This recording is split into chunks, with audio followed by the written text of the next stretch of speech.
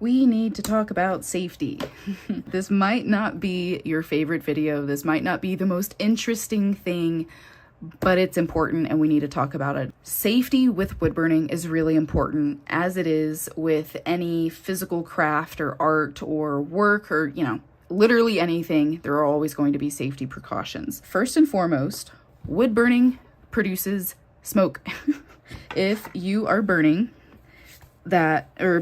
something that is producing a lot of smoke, you are going to get a lot of smoke in the area wherever you are. If you are in a room, you are filling the room with smoke. Most of us will hover over our piece of art and this smoke is going directly into our face. This is not good to breathe in. We are going to look at different things that you can do that will absolutely play a part of your health. Ventilation is number one, which is why it's at the top of my list. Ventilation is one of the easiest things that you can do that doesn't require extra money, right? You don't have to go spend money to get extra ventilation. Ventilation could be you are just wood burning outside. Wood burning outside is already better than wood burning inside. Wood burning near an open window is already better than wood burning in a room with closed windows and closed doors. Wood burning with a fan on, trying to blow some of those fumes away, is better than wood burning with no fan on. Okay, so ventilation is a really important thing, and it's free. It's just something that you can do in your environment. You're changing your environment. Okay, so then the second thing is a fan.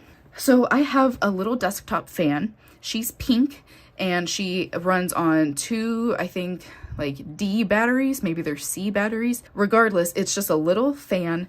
I will keep it near where I'm wood burning. So if I'm burning right here, I will have it right here, but facing away. I am not wanting it to blow directly on me. Number one, because I want the smoke to be pulled away from my face, and I don't want it to be cooling off my nib. Having a breeze constantly blowing on your nib is going to cool your nib down, so your burn is not going to be as consistent. I don't want that. When you turn your fan around and it's blowing the other way, it is creating a draft and it is pulling that smoke away. Now, having a fan is great in combination with really good ventilation. So if you have a fan and you're outside, fantastic. That's great. If you have a fan but you're in a closed room, that's still not great. The smoke still isn't going anywhere. It needs a place to go. You're just blowing it around, but the room is still filling with smoke. And this is a fume extractor. Now, fume extractors do a decent job, but they should not be the solution in and of themselves. This thing I think is $30. It is listed on my Amazon under safety, and I find that it's pretty useful, but whenever I'm wood burning for long periods of time, I will still start to see smoke in the room, in my studio room in my house. I will still notice that it gets a little hazy after 2 hours. So this is not a perfect solution, but it is better than nothing. Now, if you are feeling man, I'm really sensitive to smoke, or I know I have asthma or whatever, you might want to wear a mask. I bought it's called, oh my gosh, what is it called? An RZ. It's called an RZ, the initials, RZ mask. And this is a project kind of mask. It's good for woodworkers. It's good for construction workers. It's good to even just have around your house if you're doing home repairs and DIY or mixing concrete or whatever, anything that might be airborne. RZ masks are really good. They're a little pricey, but they will last you a really long time, especially if you get the bundle that has double the filters or whatever. So it is worth the investment. It's very, very lightweight. It's really nicely adjustable, but I don't always wear it. I'll admit I don't always wear it because I just don't like things on my face for long periods of time. And so wearing it while I'm burning for 3 hours or whatever drives me insane. So I don't always wear it, but I do have one and I do recommend it. Definitely, I do recommend it. Air purifier is a really good one if you are going to be doing a lot of burning inside. I personally think everyone should already have an air purifier in their home because like allergies and allergens and things like that, especially if you have pets. So an air purifier is always a good idea, but it will definitely help with smoke, especially if you are in an isolated room. We have a couple of burn hazards. So when you're wood burning, anything that touches your nib while it is hot will burn. That includes your flesh, fingernails, a hair that falls out of your head,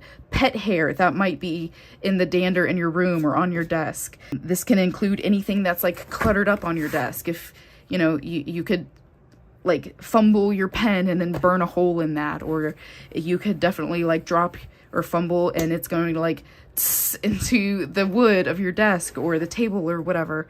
So just be aware. Definitely you want to have a clear area, as clutter free as you can whenever you're burning, and pull your hair back, or don't have long sleeves, or if you have dangly jewelry or something that you might like accidentally bump or touch, you know, just be aware, be cognizant. Sometimes when you are burning for long periods of time, your nibs will start to get ashy buildup, carbon flaky buildup, and sometimes they will like spark and fly away.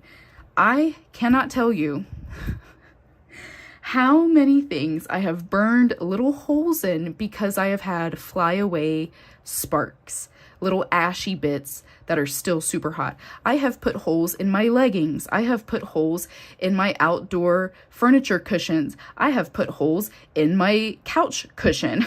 I have put holes in t-shirts. I have put a hole in a really nice blouse. Like, a lot of things are flammable, you guys, and just the tiniest little blip and boom, you have a hole. I have freaking holes in my leggings. I was so mad. Like, who knew that they burned so easily and were so flammable from one spark? Whenever you are wood burning, this is a tool that I recommend having off to the side. That's handy. This helps brush off any like flyaway sparks or carbon buildup whenever you're burning. It's not a perfect system because sometimes you can get a spark or like a big ashy clump that's on here, and then you go to scrape it and it still flies away. Or like you scrape too hard and you flick it up onto yourself or something and you're like, oh, like it's like when you're cooking bacon and you get like that one little drop of grease that like splatters onto your arm or something and you're like, ooh, ow, like frick. Same thing here. You're gonna get little sparks, little ashy buildups that kind of can hurt a little bit.